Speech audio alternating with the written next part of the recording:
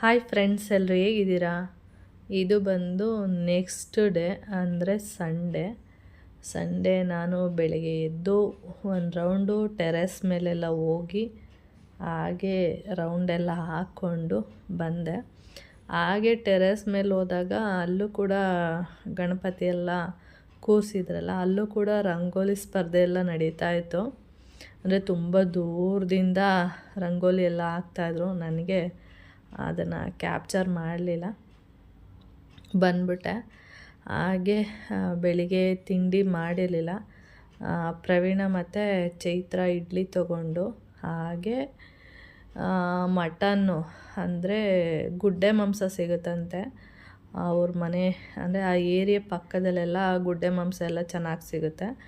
ಅದಕ್ಕೆ ಗುಡ್ಡೆ ಮಾಂಸ ತೊಗೊಬರ್ತೀವಿ ಅಂತೇಳಿ ಅವರು ಹೋಗಿದ್ರು. ಆಮೇಲೆ ಹಾಗೆ ಕೌಶಿಗೆ ರಾತ್ರಿ ನಾವು ಇಲ್ಲಿ ಕೋಣನಕುಂಟೆ ಕ್ರಾಸಿಗೆ ಬಂದಮೇಲೆ ಅವನು ಏನಾದರೂ ತಿನ್ನಬೇಕು ಅಂತ ಹೇಳ್ದ.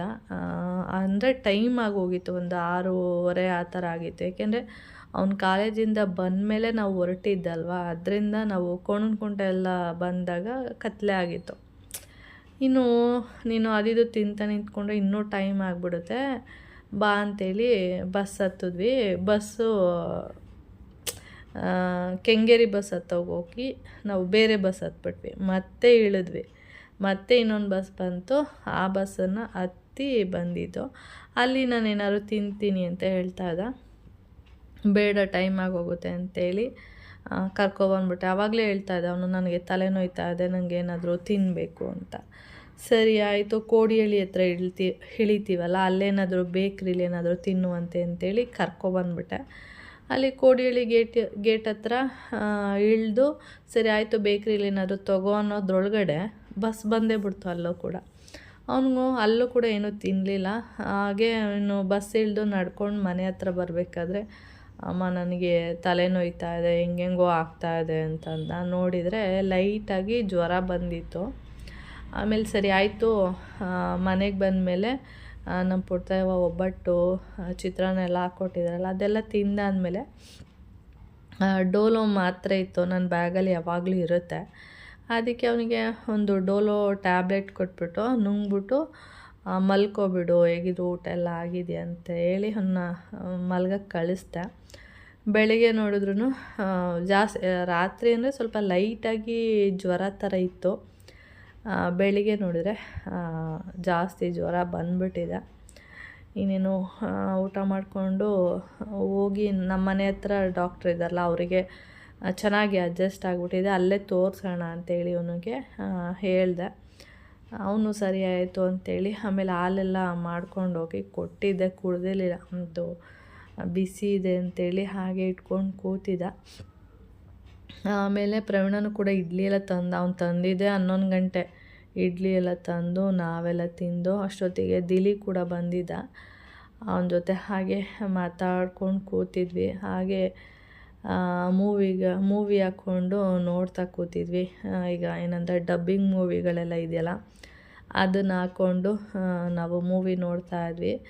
ಹಾಗೆ ನಮ್ಮ ಪುಟ್ಟವ್ವ, ಪ್ರವೀಣ, ಚೈತ್ರ 3 ಜನನೂ ಸೇರಿಕೊಂಡು ಮಟನ್ ಸಾರು ಮಾಡ್ತಾಯಿದ್ದಾರೆ. ನಮ್ಮ ಪ್ರವೀಣ್ ಕುಮಾರ್ ತೊಳ್ಕೊಡ್ತಿದ್ದಾನೆ, ನಮ್ಮ ಚೈತ್ರ ಎಲ್ಲ ರುಬ್ಕೊಂಡು ಅಡುಗೆ ಮಾಡ್ತಾಯಿದ್ಲು. ನಮ್ಮ ಪುಟ್ಟವ್ವ ತರಕಾರಿ ಎಲ್ಲ ಇತ್ತಲ್ಲ, ಅದನ್ನೆಲ್ಲ ಬಿಡಿಸಿ ಎಲ್ಲ ಕೊಡ್ತಾಯಿದ್ರು. ಹಾಗೆ ಮಾತಾಡಬೇಕಾದ್ರೆ ಗೃಹ ಪ್ರವೇಶದ್ದು ಫೋಟೋಸ್ ಎಲ್ಲ ಬಂದಿಲ್ವಾ ಅಂತ ನಾನು ಹಾಗೆ ವಿಚಾರಿಸುವಾಗ, ಬಂದಿದೆ, ಮೊನ್ನೆ ತಾನೇ ಬಂತು, ನೀನು ನೋಡಲಿಲ್ವಾ ಅಂತ ಹೇಳಿದ್ರು. ನಾನು ನೋಡೋಕ್ಕೆ ಇಲ್ಲಿ ಬಂದೇ ಇಲ್ವಲ್ಲ ಅಂತೇಳಿ ಹೇಳಿದೆ. ಆಮೇಲೆ ಅಲ್ಲೇ ಇದೆ ಅಂತೇಳಿ ತಂದುಕೊಟ್ರು. ಹಾಗೆ ನಾನು ಗೃಹ ಪ್ರವೇಶದ್ದು ಏನು ಫೋಟೋಸ್ ಎಲ್ಲ ಇತ್ತು ಅದನ್ನು ಕೂತ್ಕೊಂಡು ಹಾಗೆ ಅದ್ರ ಜೊತೆಗೆ ಮೂವಿ ಎಲ್ಲ ನೋಡ್ತಾ ಕೂತಿದ್ದೆ. ಚೆನ್ನಾಗಿ ಬಂದಿತ್ತು ಗೃಹ ಪ್ರವೇಶದ್ದು ಫೋಟೋಸ್ ಎಲ್ಲ. ಹಾಗೆ ಮೂವಿ ನೋಡ್ತಾ ಹಾಗೆ ಕೌಶಿನ, ಅವ್ನಿಗೆ ಜ್ವರ ಇತ್ತಲ್ಲ, ಹೋಗಿ ಮಲ್ಕೊ ಅಂದರೆ ಅವ್ನು ಮಲ್ಕೊಂಡಿರಲಿಲ್ಲ. ಹಾಗೆ ನಾನು ಕೂಡ ಸ್ವಲ್ಪ ಹೊತ್ತು ಮೂವಿ ಎಲ್ಲ ನೋಡ್ತೀನಿ ಅಂತೇಳಿ. ಅಂದರೆ ಏನಂದರೆ ಟ್ಯಾಬ್ಲೆಟ್ ಎಲ್ಲ ನುಂಗಿರ್ತಾನಲ್ಲ, ಅಂಥ ಟೈಮಲ್ಲಿ ಅವನಿಗೆ ಏನಾಗುತ್ತೆ, ಜ್ವರ ಕಡಿಮೆ ಆದಂಗೆ ಆಗುತ್ತೆ. ಅದಾದಮೇಲೆ ಮತ್ತೆ ಏನಂತ ಹೇಳ್ತೀವಿ, ಟ್ಯಾಬ್ಲೆಟ್ ಪವರ್ ಏನಿದೆ ಅದು ಹೋದ್ಮೇಲೆ ಮತ್ತೆ ಜ್ವರ ಬಂದಂಗೆ ಆಗುತ್ತೆ. ಆ ಥರ. ಈಗ ನೋಡಿದ್ರಲ್ಲ ನಮ್ಮ ಅಪ್ಪನ ಫೋಟೋ, ಎಷ್ಟು ಮಿಸ್ ಮಾಡ್ಕೋತಾ ಇದ್ದೀವಿ ನಮ್ಮ ಅಪ್ಪನ. ಆವಾಗವಾಗ ನೆನೆಸ್ಕೊತಾನೇ ಇರ್ತೀವಿ ಏನಾದರೂ ಒಂದೊಂದು ವಿಷಯಕ್ಕೆ. ನಮ್ಮ ಪುಡ್ತಯ್ಯವ ಅಂತೂ ಫೋನ್ ಮಾಡಿದಾಗ ಒಂದು ಸರಿ ಆದ್ರೂ ನೆನೆಸ್ಕೊತಾನೇ ಇರ್ತಾರೆ. ಅಯ್ಯೋ ನಾವು ಮೈಸೂರಿಗೆ ಹೋಗ್ಬಾರ್ದಿತ್ತು, ಬೆಂಗಳೂರಿಗೆ ಬರಬೇಕಿತ್ತು. ಬೆಂಗಳೂರಿಗೆ ಬಂದಿದ್ದಿದ್ರೆ ನಿಮ್ಮಪ್ಪ ಉಳ್ಕೊತಾಯಿದ್ರು. ನಾವು ಲೇಟಾಗಿಬಿಡುತ್ತೆ ಅಂತೇಳಿ ಮೈಸೂರಿಗೆ ಹೊರ್ಟೋದ್ವಿ, ನಾವು ತಪ್ಪು ಮಾಡ್ಕೊಬಿಟ್ವಿ ಅಂತ ಹೇಳ್ತಾನೆ ಇರ್ತಾರೆ. ಯಾರಿಗೆ ಗೊತ್ತು. ನಾವು ಬೆಂಗಳೂರು ಅಂದರೆ ದೂರ ಆಗಿಬಿಡುತ್ತೆ, 3 ಅವರ್ ಜರ್ನಿ. ಮೈಸೂರಾದರೆ 1 ಮುಕ್ಕಾಲು ಗಂಟೆಲೆಲ್ಲ ಹೊರ್ಟೋಗ್ತಾರೆ ಅಂತೇಳಿ ನಾವು ಮೈಸೂರು ಪ್ಲ್ಯಾನ್ ಮಾಡಿದ್ವಿ. ಯಾರಿಗೆ ಗೊತ್ತು ಈ ಥರ ಎಲ್ಲ ಆಗುತ್ತೆ ಅಂತ ಮಾತಾಡ್ತಾ ಇರ್ತೀವಿ. ಇವತ್ತಿಗೂ ಇವಾಗಿನವರೆಗೂ ಫೋನ್ ಮಾಡಿದ್ರೆ ಆ ಟಾಪಿಕ್ ಅಂತೂ ಮಾತಾಡ್ತಾರೆ. ಅಯ್ಯೋ ನಾವು ಹಂಗೆ ಮಾಡ್ಬೋದಿತ್ತು, ಹಿಂಗೆ ಮಾಡ್ಬೋದಿತ್ತು, ತಪ್ಪು ಮಾಡಿಬಿಟ್ವಿ ಅಂತ ಹೇಳ್ತಾನೆ ಇರ್ತಾರೆ. ಎಲ್ಲ ಆಗೋದ್ಮೇಲೆ ಇದೇ ಥರನೇ ಹೇಳುವಂಥದ್ದು. ನಾನು ಅದೆಲ್ಲ ಫೋಟೋ ಎಲ್ಲ ನೋಡಿಕೊಂಡು ಹಾಗೆ ಅವನಿಗೆ ಬೈದೆ, ಹೋಗಿ ಮಲ್ಕೋ ಸ್ವಲ್ಪ ಹೊತ್ತು ಅಂತೇಳಿ. ಬಂದು ಮಲ್ಕೊಂಡ್ರೆ ನಿದ್ದೆ ಬಂದಿಲ್ಲ, ಹಾಗೆ ಮೊಬೈಲ್ ನೋಡ್ಕೊಂಡು ಕೂತಿದ್ದ. ಹಾಗೆ ಮಕ್ಕಳು ಕೂಡ ಡ್ಯಾನ್ಸ್ ಮಾಡ್ತಾಯಿದ್ದಾರೆ.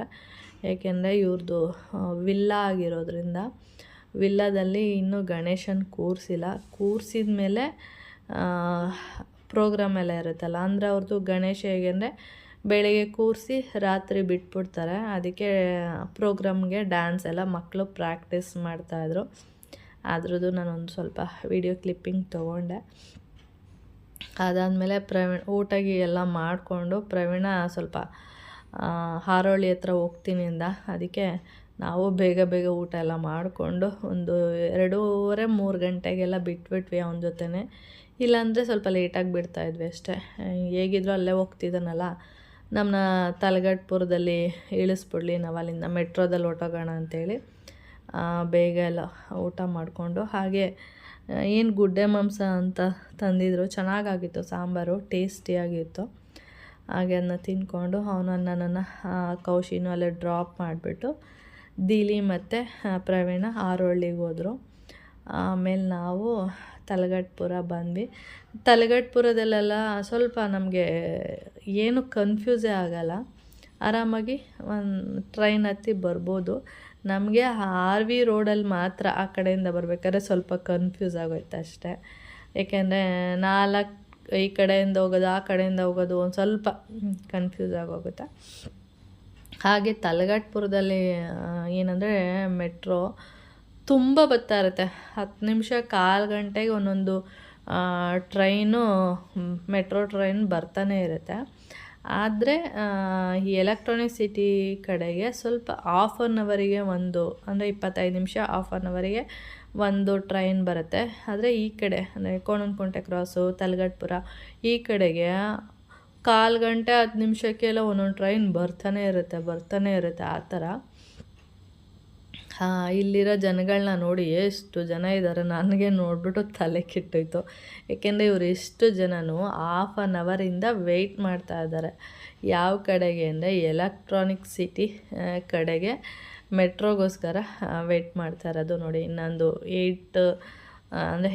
8 ನಿಮಿಷದಲ್ಲಿ ಟ್ರೈನ್ ಬರುತ್ತೆ ಹೋಗೋದಕ್ಕೆ. ಅಷ್ಟೊಂದು ಜನ ಇದ್ದಾರೆ. ನಮಗೆ ಕೌಶಿಕ್ ಮೊದಲೇ ಹುಷಾರಿರ್ಲಿಲ್ವ, ಅಲ್ಲೆಲ್ಲರೂ ಕೂರ್ಸೋಣ ಅಂದರೆ ಅಲ್ಲೂ ಜಾಗನೇ ಇಲ್ಲ, ಅಷ್ಟು ರಶ್ ಇದೆ.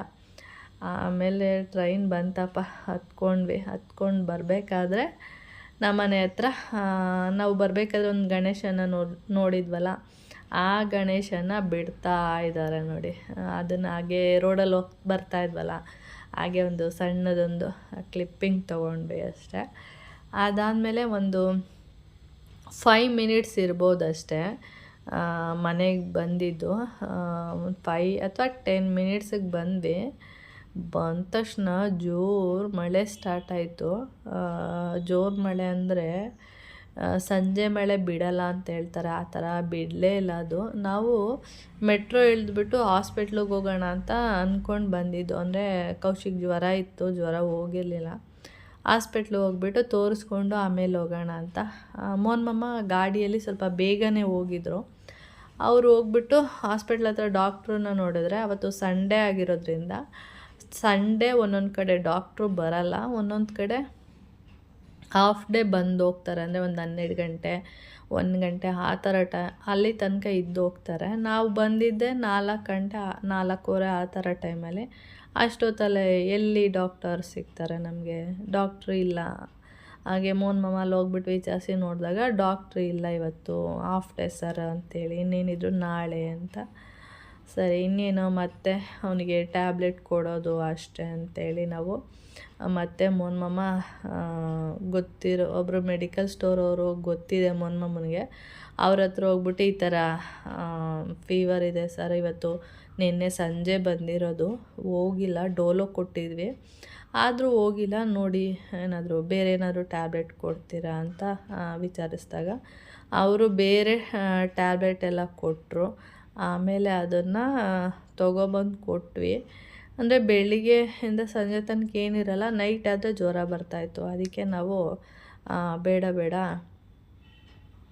ಮತ್ತು ನೆಕ್ಸ್ಟ್ ಡೇ ನಾವು ಹಾಸ್ಪಿಟ್ಲಿಗೆ ತೋರಿಸೋಣ ಅಂತ ಹೇಳ್ಬಿಟ್ಟು ಸುಮ್ಮನೆ ಆಗೋದ್ವಿ.